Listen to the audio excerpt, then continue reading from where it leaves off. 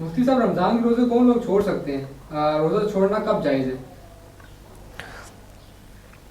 3 قسم کے لوگ ایسے ہیں کہ احادیث میں ان کے بارے میں آتا ہے کہ وہ روزہ چھوڑ سکتے ہیں۔ قرآن مجید میں اس کا اصولی طور پر ذکر ہے سورۃ البقرہ میں جہاں پر روزوں کا ذکر آتا ہے کہ اے ایمان والو تم پر روزے فرض کر دیے گئے ہیں جیسے کہ تم سے پہلے لوگوں پر فرض کر دیے گئے تھے تاکہ تم پرہیزگار ہو جاؤ، تاکہ تم تقوی والے ہو جاؤ۔ پھر آگے روزوں کا ذکر ہے کہ روزے کے چند گنے چنے دن ہیں۔ پھر اس کے بعد اللہ تبارک و تعالیٰ فرماتے ہیں کہ جو تم میں سے مریض ہو یا مسافر ہو تو وہ اپنے جو روزہ اس کا چھوٹا ہے تو اس کی قضا کرے، فعدۃ من ایام اخر، یعنی دوسرے دنوں میں، بعد میں آنے والی دنوں میں اس کی قضا کرے، اس کی گنتی پوری کرے۔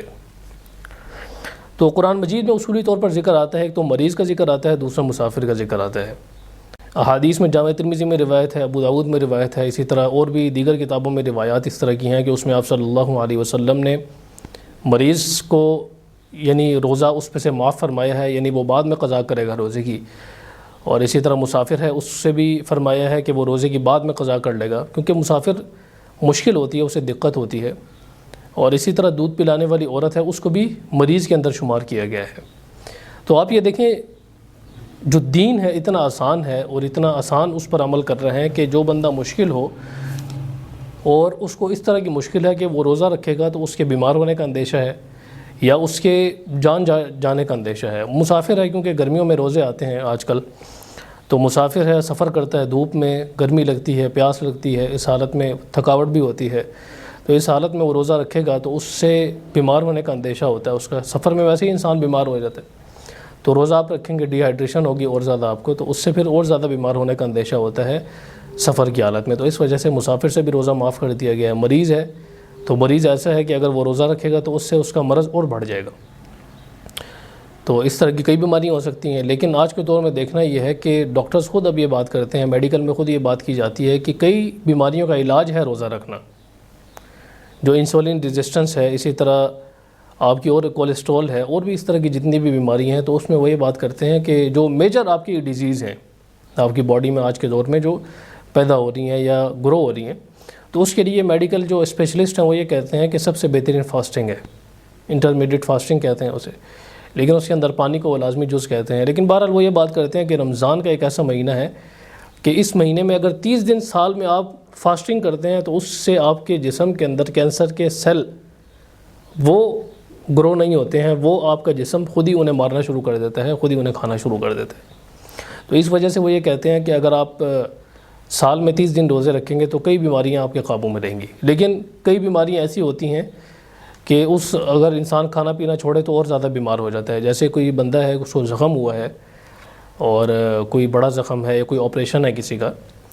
تو یا کوئی اس طرح کا مسئلہ ہے کہ اس کی شوگر لو ہو جاتی ہے، روزے میں اب ظاہر ہے شوگر لو ہوتی ہے، انسولین ریزسٹنس جو ہے وہ کم ہوتی ہے انسان کی، شوگر لو ہوتی ہے۔ اب اگر کوئی شوگر لو کا مریض ہے تو اس کو پھر ظاہر روزہ نقصان کرتا ہے، اس کے لیے ضروری ہے کہ تھوڑی تھوڑی دیر بعد کچھ نہ کچھ اپنی باڈی میں وہ ڈالتا رہے، کچھ نہ کچھ وہ کھاتا پیتا رہے۔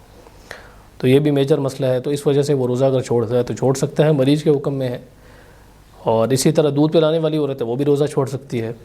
اس سے بھی آپ صلی اللہ علیہ وسلم نے بیان فرمایا، کیونکہ اگر وہ کھائے پیے گی نہیں تو دودھ اس کے اندر پیدا نہیں ہوگا، اور اگر بچے کو دودھ پلاتی رہے گی اسی حالت میں تو پھر ظاہر ہے اس کے بیمار ہونے کے قوی امکانات ہوں گے، اس کے اندیشہ ہوگا۔ مسافر ہے، مسافر کو بھی اسی طرح یہ اصولی طور پر یہ بات ذکر کی گئی ہے۔ اس کے بعد ایک ایسا بوڑھا شخص آتا ہے جس کو شیخ فانی کہتے ہیں فقہاء کرام، کہ ایسا بوڑھا شخص کہ جو روزے رکھنے پر قادر نہ ہو، یعنی اتنی عمر اس کی ہو گئی ہے، 60-70 سال کا بابا ہے کہ اس کی اتنی عمر ہو گئی ہے، اب پاؤں اس کی قبر میں لٹکے ہوئے ہیں،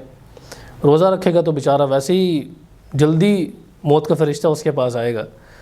تو اس کے لیے بھی یہ بیان فرمایا ہے کہ اس کو پھر فدیہ دینے کا حکم ہے، تو وہ پھر فدیہ دے گا، اور فدیہ جو ہے وہ ایک صدقہ فطر کے برابر رقم ہوتی ہے، 2 مسکینوں کو کھانا کھلانا ہوتا ہے، اور ایک صدقہ فطر کے برابر رقم ہے۔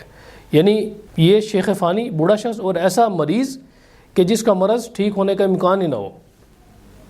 یعنی ڈاکٹرز بھی یہ کہتے ہیں کہ اب یہ ٹھیک نہیں ہو سکتا بندہ کبھی بھی، اور یہ اس حالت میں روزہ رکھے گا تو اور زیادہ بیمار ہوگا، اور تو اس حالت میں پھر وہ یہ ہے کہ وہ فدیہ دینے کا حکم ہے، بوڑھے شخص کو بھی اور اس مریض کو بھی۔ اس میں پھر یہ ہے کہ وہ فدیہ دے گا اس کا، اور ایک روزے کا فدیہ ایک صدقہ فطر کے برابر ہے، اور ایک صدقہ فطر تقریباً 2.25 کلو گندم، اور اس پر ہماری ویڈیو ریکارڈڈ ہے، اور 3.5 کلو جو کھجور ہے، کشمش ہے، جو ہے، پنیر ہے، ان چیزوں سے 3.5 کلو ہوگا۔ بعض لوگ یہ بات کرتے ہیں کہ جو 2.25 کلو والی چیز ہے وہ حضرت امیر معاویہ رضی اللہ تعالیٰ عنہ نے ایجاد کی ہے، ان سے پہلے نہیں تھی۔ تو اس پر یوٹیوب پہ ہماری پوری ویڈیو ریکارڈڈ ہے کہ 1 سا جو گندم ہے اس سے بدعت، کیا حضرت امیر معاویہ نصف سا سے، یعنی گندم سے نصف سا ہوتا ہے، باقی جو چیزیں ہیں اس سے 1 سا ہوتا ہے۔